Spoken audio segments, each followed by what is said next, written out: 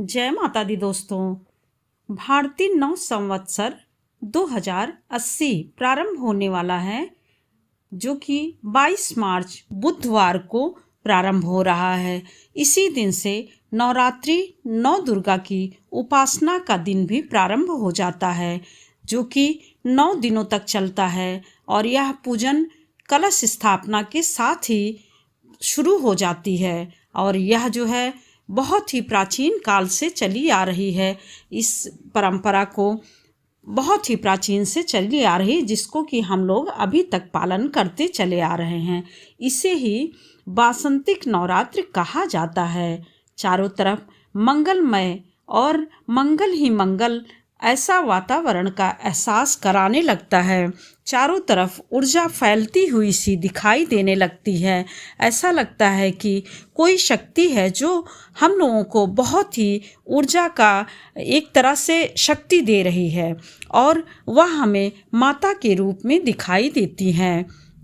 देवी की उपासना तो रामायण से महाभारत और वेदों से उपनिषदों सभी में देवी की उपासना प्राचीन समय से ही बताई जा रही है, या फिर माँ दुर्गा की उपासना का उल्लेख हर जगह मिल जाता है। ऐसा कहा जाता है कि पहले कितने भी जो भी शास्त्र हैं, शास्त्रों में, मान्यताओं में कहीं भी किसी भी प्रकार की यदि हम पूजा पाठ उपासना करते हैं तो उसमें देवी माँ की उपासना बहुत ही प्राचीन समय से हो रही है।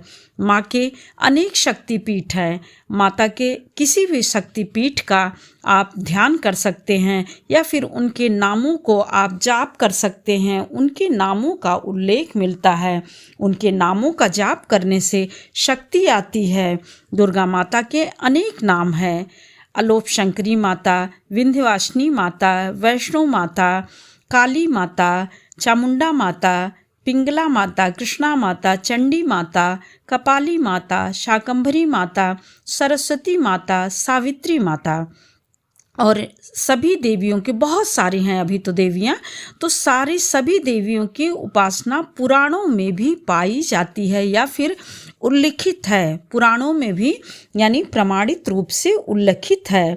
नवरात्र का समय ऐसा होता है कि हम जितना अधिक से अधिक शक्ति प्राप्त कर सकते हों, उतना अधिक से अधिक हम शक्ति प्राप्त करें, अनुष्ठान करें, जाप करें, और जो भी समय हमारे पास है उसका शुभ चीज़ों में हम अपना समय लगाएं। नव संवत्सर नए वर्ष का स्वागत करता है। यह इसी दिन यानी हमारा नया वर्ष भी लगता है और देवी माता का नवरात्र भी प्रारंभ होता है।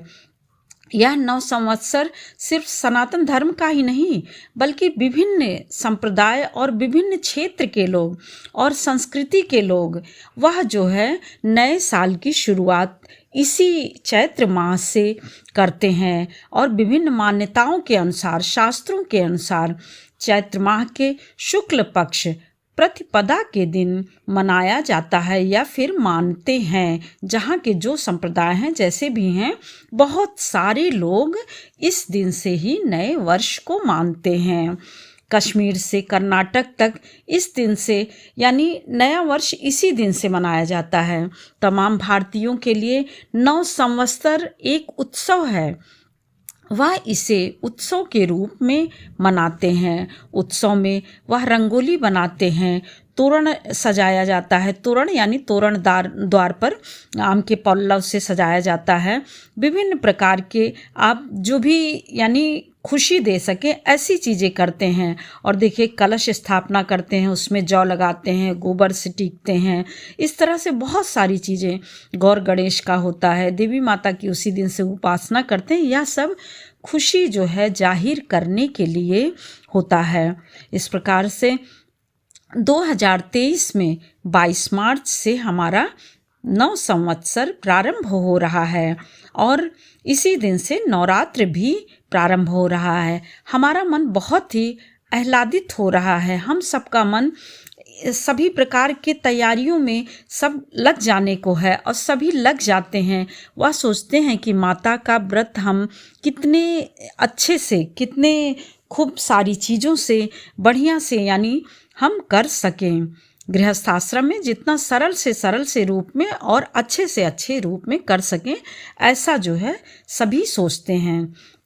भारत में सबसे ज़्यादा प्रचलित संवत्सर कैलेंडर आपका देखिए तो विक्रम संवत चाहे हो चाहे शक संवत हो, वो भी इसी दिन से प्रारंभ होता है, यानी इसी दिन का कहा जाता है। तो इस दिन जो है गुड़ी पड़वा का पर्व भी मनाया जाता है। अब देखिए दोस्तों कि यह जो है जहाँ मनाया जाता है वहाँ तो ठीक है, लेकिन और अन्यत्र जगह भी आप देखिए कि उसका पालन किया जाता है। जैसे गुड़ी का अर्थ होता है झंडा और प्रतिपदा तिथि पड़वा कही जाती है।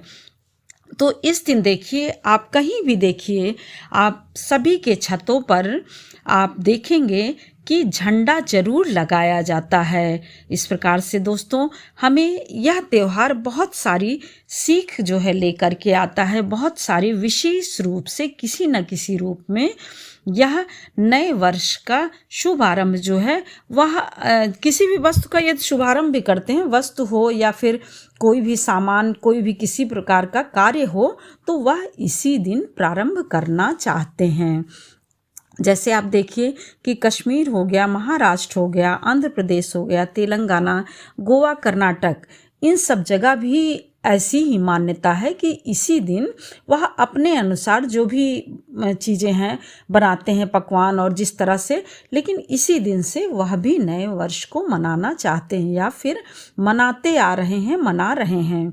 और सबसे बड़ी बात कि इसी दिन ब्रह्मा जी ने दुनिया की रचना की थी, यानी सृष्टि की रचना की थी। तो यह और भी विशेष हो जाता है। इसीलिए दक्षिण भारत में इन्हीं की यानी ब्रह्मा जी की पूजा की जाती है। और हमारे भगवान श्री राम आज ही के दिन और राजा युधिष्ठिर, इन दोनों लोगों का आज ही के दिन राज्याभिषेक भी हुआ था। इस दिन अग्नि की पूजा करनी चाहिए, जल की पूजा करनी चाहिए और सारी प्रकृति की पूजा करनी चाहिए। हमें प्रकृति के रूप में सभी कुछ एकदम समृद्धि को लिए हुए दिखाई देती है। और यदि हम नवरात्र में इन सब चीज़ों का पालन करते हैं, जीवों पर दया करते हैं, जीवों को खिलाते हैं पिलाते हैं, जीवों को खिला पिला करके संतुष्ट करते हैं, और जिनको ज़रूरत है, ज़रूरतमंद को यदि हम देते हैं, उनका सहारा बनते हैं, या फिर हम कौन होते हैं, देखिए ये सहारा तो हमें माध्यम होना पड़ता है। तो इस प्रकार से यदि हम ऐसी चीज़ें करते हैं, दान उद्यान करते हैं, तो हमारी सुख समृद्धि वह बढ़ती ही जाती है, हमारा नाम यश कीर्ति सभी बढ़ता ही जाता है। जय माता दी दोस्तों, फिर मिलते हैं एक और नए वीडियो के साथ। तब तक के लिए जय श्री राम, जय माता दी।